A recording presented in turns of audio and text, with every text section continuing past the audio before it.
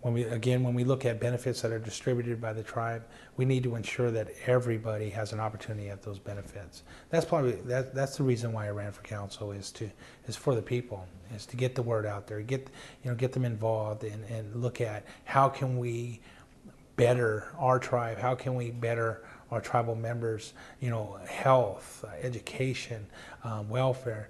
How do we provide a better and secure environment for our kids? Those are the reasons why. And then hopefully I can take this path one step further, and that the next generation or the next individual will come in and look at what we have accomplished, and take it one step further. We have not only a financial responsibility to our membership, but we have a social responsibility. And social responsibility is where we're failing. And social responsibility to me is, how are we protecting our tribal members? How are we empowering them? How are we, getting them the proper care or the proper education and the proper resources that will, will help them? Will help them not only be successful in life, but to be healthy and be well. We need to promote high school education. We need to promote continuing education. But then, with that, that's one path of knowledge. There's another path of knowledge which is equally as vital as education. Is the life skills. This is our traditions, our culture. Real life experience. When these individuals that are in our community, we have them here now. These are teachers, and we need to take and empower them and to provide more opportunities where they can share with our young people their experience. And because a lot of us have went down that path, and as we learned our ways, we can teach those back. As traditions and culture are a vital foundation to our to our people. It's been historically over the years that has been shaken. That foundation has been shaken to a point to where it's fragile. And as we start to build back onto it, we need to provide those stability bricks, in a sense, or those stability blocks that, where kids can look up to, where it can carve a path for them, that, as they become adults, as they become young adults, they can start to make and help them make, a sensible decision. The Kern County Tribal Council has purchased this property, and they've turned it into a temporary youth facility. Currently it's being remodeled to provide difference in a variety of activities. Currently, matter of fact, the last activity they had was an Easter egg hunt, where over 560 tribal members and community members came and enjoyed themselves. This is, like I said, is a beginning. It's a beginning for healthy choices and good alternatives for our kids. It's adjacent to the river, which brings us right back there. There's a lot of opportunities that we can provide here. Cultural-based programs that provide the teachings of our traditions and culture. Looking at it for our youth and for our community, this is a start. What I want to do is build on this. I don't want to slow down the progress that we've made.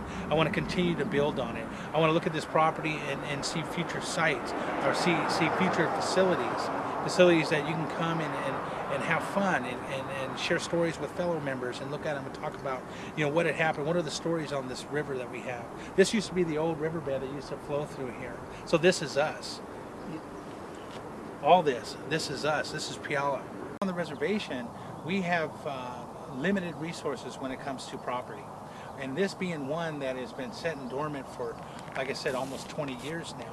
We have the opportunity where our counterparts, where you take the city of Fife, we're located here in the city of Fife, Washington, which is totally within the reservation boundaries of our tribe. Now, the city of Fife is, as you can see, is building up around us. So you have a Fife built a new elementary school. They have hundreds of houses going in all around our property. We're being circled. In our future development, as it sits dormant or stagnant, we're being limited by the ability for us to move on.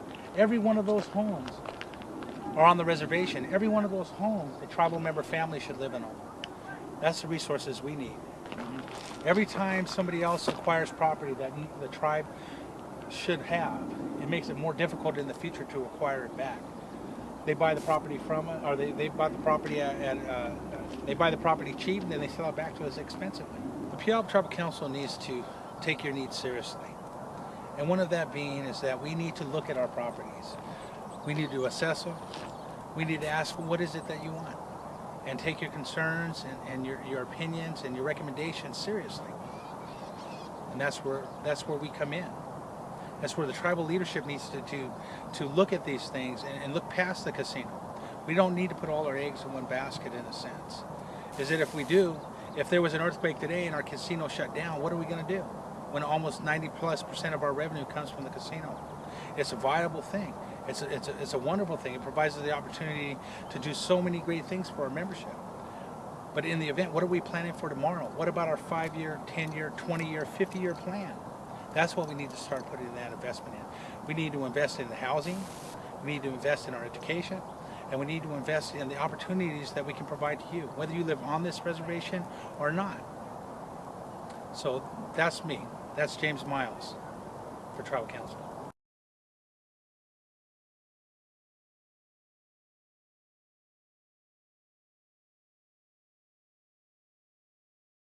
My name is David Bean. I'm 39 years old. Sitting Puyallup Tribal Councilman. I've been on for 2 years now. I grew up seeing my mom organizing activities for our kids, and I think that's part of my foundation and why I'm so passionate about working with the kids within our community. Really interested in providing safe, positive, and structured activities. There's a tremendous amount of gang activity and drug abuse and just broken homes within the tribe, and so, you know, with that, our kids don't have, a lot of them don't have a structured home environment. You know, some do, but for those that don't, you know, I believe, you know, I'm committed to it, as well as the rest of the Puyallup Tribal Council is committed to creating these positive activities. And one of the programs that I'm most proud of to be a part of creating is the Youth Activities Program. Several council members have seen just a tremendous amount of loss within the young people in our community throughout the years, and all came together to create this program. You know, we all had our individual goals and common objectives of creating these structured activities, and so we created this program. We set money aside, hired the staff, and sent them out to conquer. You know, we've had basketball teams, baseball teams, dance classes, karate classes, and open gym at Chief Leshai. They engage in many cultural activities. Lucia's brought in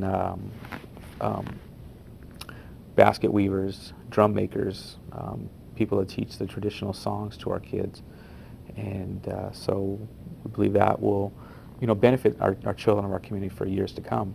Just this past fall, we, you know, with James brought in the language program. You know, he worked closely with Tammy Cooper, and, you know, advised her to talk to other council members who also felt it was a good idea. And so, again, we can't take credit, you know, as me as one individual. No one councilman can take credit, because it takes a group of us to come together and to share common goals and to make a vote. Clear and effective communication is important. You know, we share our vision with other council members, they share theirs with us, and we try to find that common ground, which ultimately is for the benefit of the community. So language program preserves our culture. You know, this program is taught to our kids at Grandview Early Learning Center. It's taught to elders at the Elders Center at the Old Polish Hall, and it's offered it soon will be offered to the kids at Chief Leshai. Either way, this language will live, you know, in perpetuity as long as the kids that are taught it teach their children. You know, as a child, I was taught our language, and I remember a little bit of it, and I tell my kids some of the words I remember, and piques their interest, and, you know, enough to where they want to participate in the language meetings. Again, that program is beautiful, because that's our connection to the past. That's preservation of our culture.